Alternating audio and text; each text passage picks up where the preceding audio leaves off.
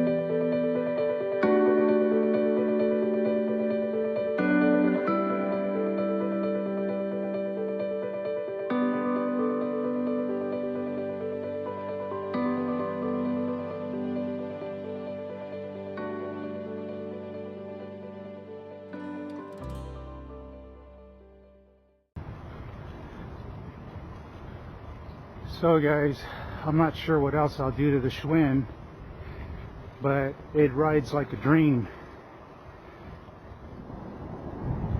I know that's kind of an over-exaggeration, but compared to what it was from store-bought, it's a huge significant difference. And as I said, if there's anything more I do to the bike, I'll let you guys know. But hopefully this video shows you that just because you buy a store-bought bike doesn't mean you can't add a few dollars into making it the way you like. That's what I did, and I love it.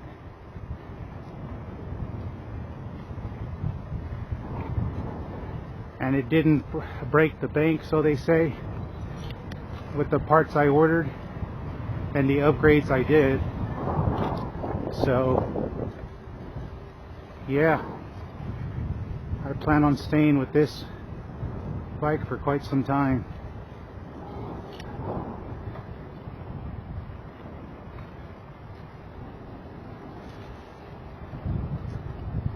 You know, you can also look at it as to why didn't you just go spend money on a, you know, intermediate bike that costs about $500, $600. Remember what I told you all at the beginning of this journey with this bike.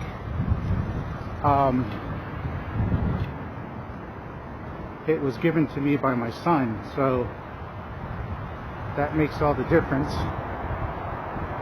to me, because it means something, if you can understand what I mean.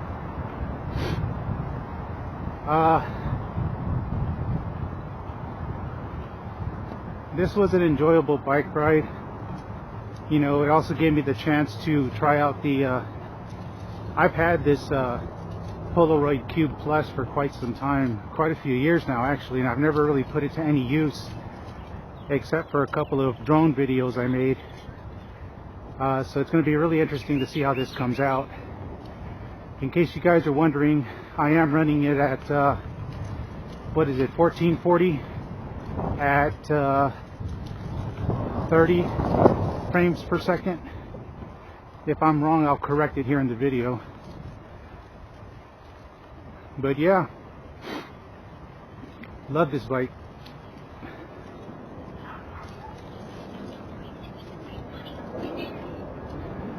I am considering going into a fixie setup for this bike. We'll wait for that airplane to cross over. I'll explain here in a minute.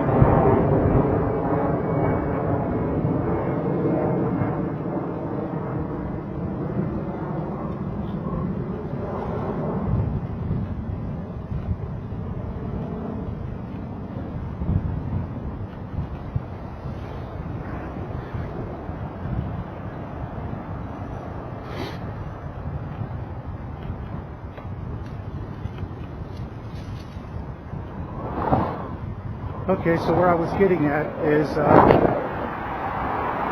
well, now we got the overpass noise. Hang on.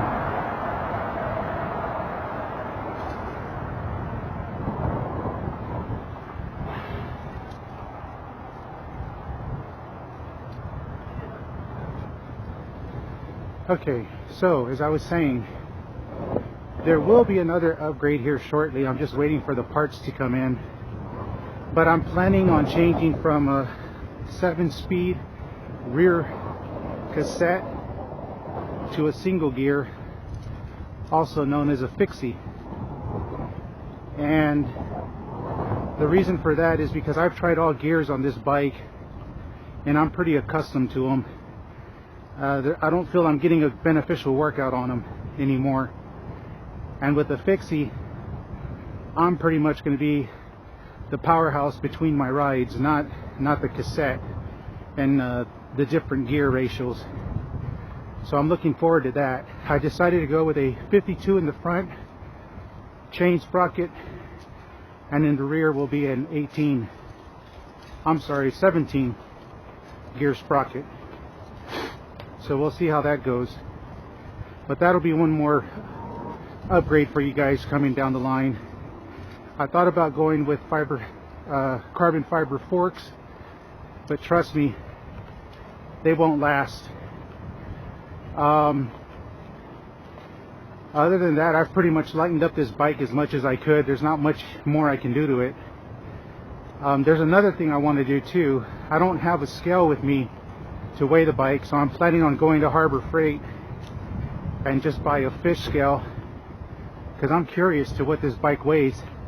Even till now, I still don't know what it weighs with all the mods I did, or modifications. So I'm looking forward to that.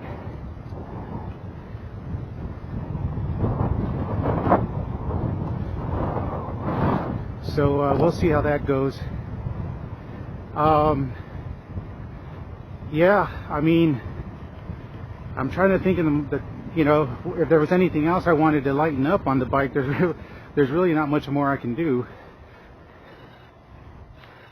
So aside from the benefits that I get from going to a fixie setup on this bike as opposed to the 7-speed, it'll reduce a lot more weight. And if I'm going to do that, I might just go ahead and get rid of the rear disc brake assembly. I know that's about a pound, 0.25. It's 1.25 pounds alone, just with the front brake. So I'm pretty sure the rear brake's about the same.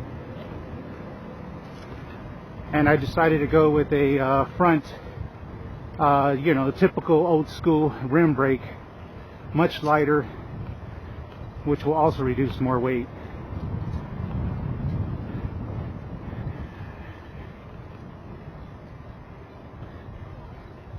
And since I've been riding with the rear disc brake, that's kind of a practice for me. And it turns out that running with the rear brake, you do a lot of skidding, and you don't quite stop as abruptly as you would with the front. Although you do have to have practice with the front, because you can easily flip yourself over. But I guess it's true, like they say. I did doubt it, but most of the force on the bike comes from the front braking, and I'd have to say that's true. So I'm gonna go ahead and just probably get rid of the rear brake, disc brake, and go with a front rim brake setup. What else? I'm gonna keep these aluminum rims. I'm happy with them. Again, you go carbon fiber, they're not gonna last you. So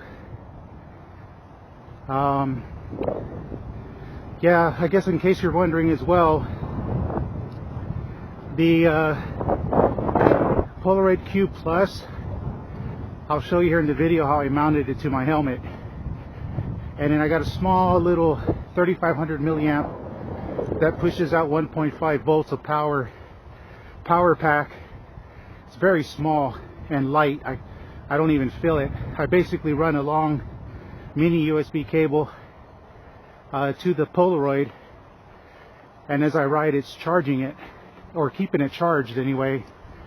Because if you happen to have one of these Polaroid Cube Plus mini cameras, you're pretty fully aware that the average record time on it is about an hour, and that's running at 1080p 60. I'm actually running it at 1440p. So the fact that it's able to handle 128 gigabyte SD card, you can record pretty much all day long as you have power supply to it.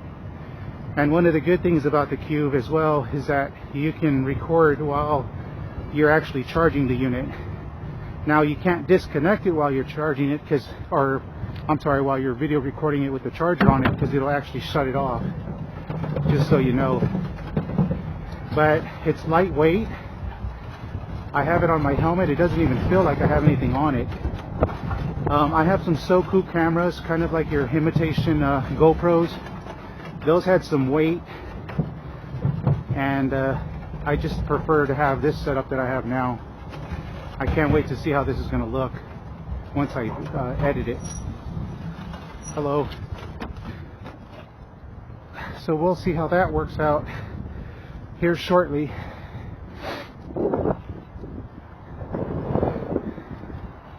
I don't know, I was also thinking on, I had some, I don't know where they're at, I'll find them. I used them for my drones. But there was some lenses, I think, that can fit around the Polaroid Cube just fine. I'm curious to see solar lenses, you know, to help prevent glare, which we're probably getting because I'm facing the sun at this time recording. But we'll see how that works out. In case you guys are interested in recording your rides, I highly suggest this tiny little channel. Now keep in mind, I'm saying that before I even get a chance to test it and what it looks like on video. So once I get home, we'll see what the outcome is. I'm really hoping it's going to be good results. I'm going to run this red light. I don't suggest anyone to do so. I'm only doing it because I'm in a hurry to get home. I got a lot to do today, and I got to try to get this video up for y'all. And I wanted to get my bike ride in. On a personal note, guys, I went from 220 pounds to 200 pounds just riding the bike alone for 3 weeks straight, like really putting my all into riding almost every day. But you know, as well, it wasn't just that, I also changed my diet, so don't think it was just the bike riding alone. So alright,